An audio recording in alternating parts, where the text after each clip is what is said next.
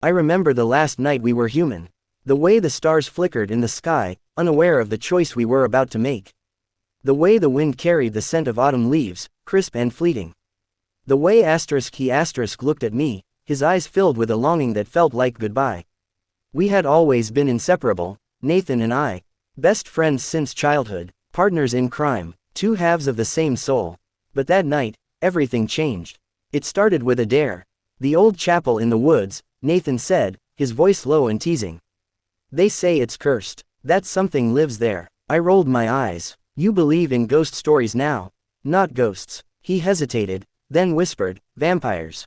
I laughed. You've been watching too many horror movies. But he wasn't laughing. I should have turned back then. I should have seen the warning in his gaze, the hesitation in his voice. But I was reckless, and Nathan was desperate.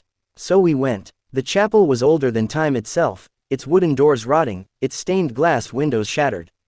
Inside, it smelled of damp stone and forgotten prayers. And then, we saw her. She stood at the altar, dressed in black, her pale skin almost glowing in the moonlight. Her eyes, deep, endless pools of darkness, locked onto us, and in that moment, I knew. We weren't supposed to be here. Nathan stepped forward before I could stop him. We came to find you, he said. We want. The woman smiled, revealing fangs that glistened like ivory. I know what you want. She moved too fast for me to react.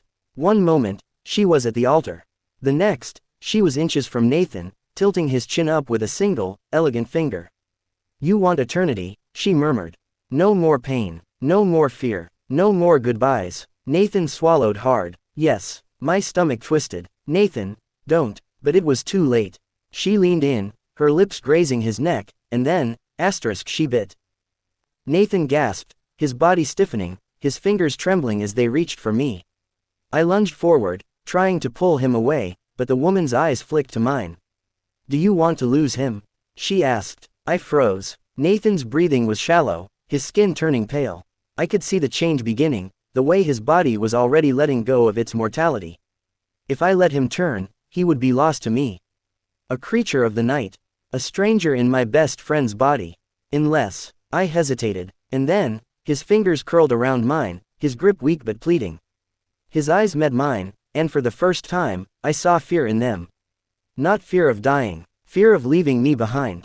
I knew what he was asking. I knew what it meant. And so, with a shaking breath, I whispered, I won't let you do this alone. The woman smiled. And then, she kissed my neck. The last night we were human, we walked into the woods as best friends. By dawn, we had become something else.